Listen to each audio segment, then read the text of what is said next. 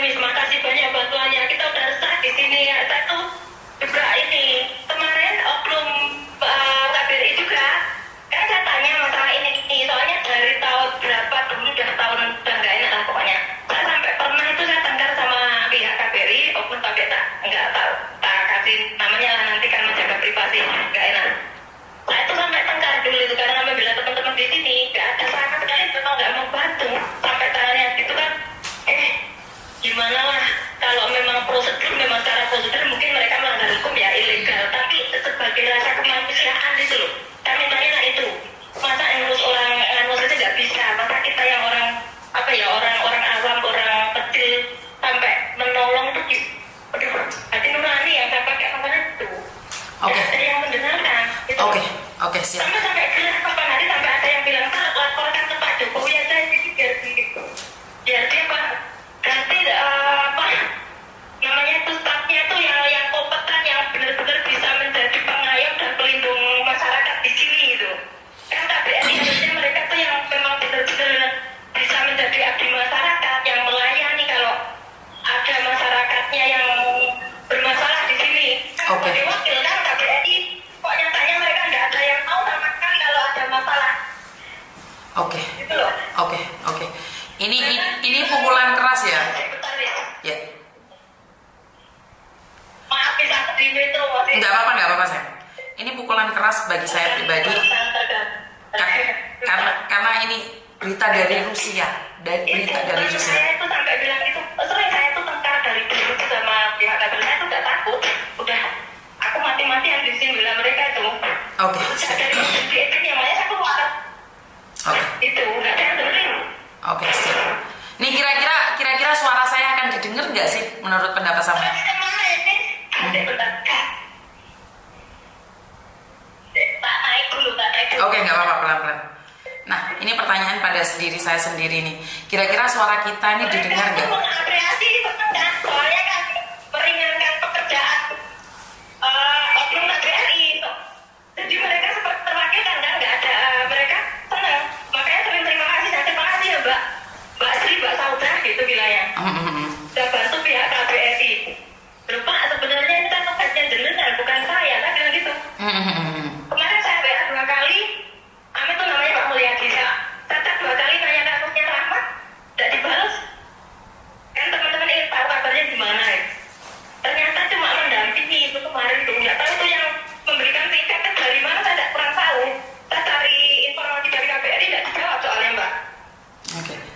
Jadi kan sudah diambil alih oleh negara. Jadi mungkin hanya orang-orang tertentu yang bisa menanyakan pada pemerintah, Mbak. Kita kan orang kecil nih. Kita membantu meringankan bebannya negara, tapi mereka mungkin berpikir bahwa kita itu butuh apresiasi atau butuh penghargaan. Padahal kan kita sebagai masyarakat biasa. Tidak sama sekali.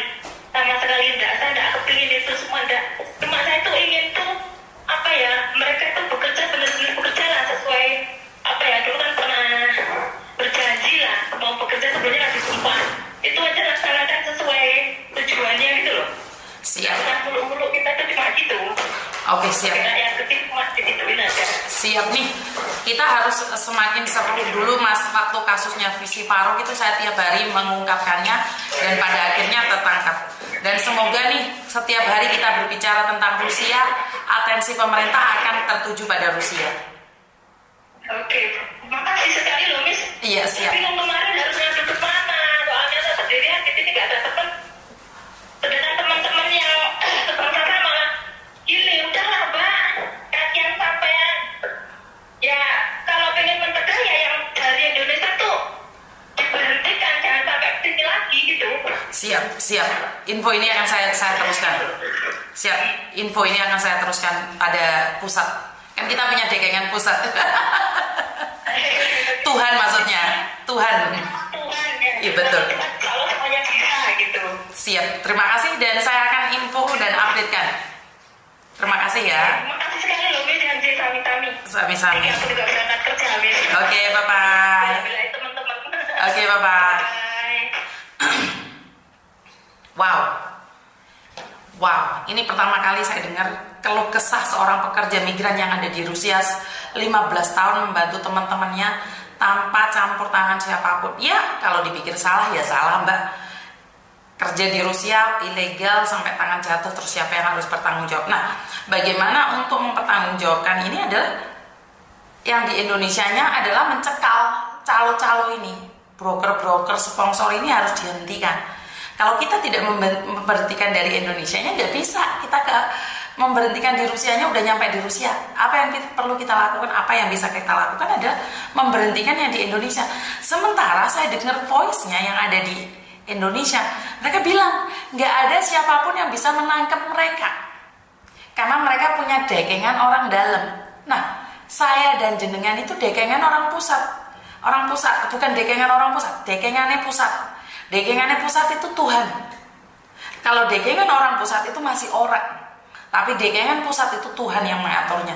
Jadi dengan keluh kesah, dengan air mata, dengan kesedihan yang diceritakan pada teman-teman yang dari Rusia khususnya, ini sangat pedih sekali ya.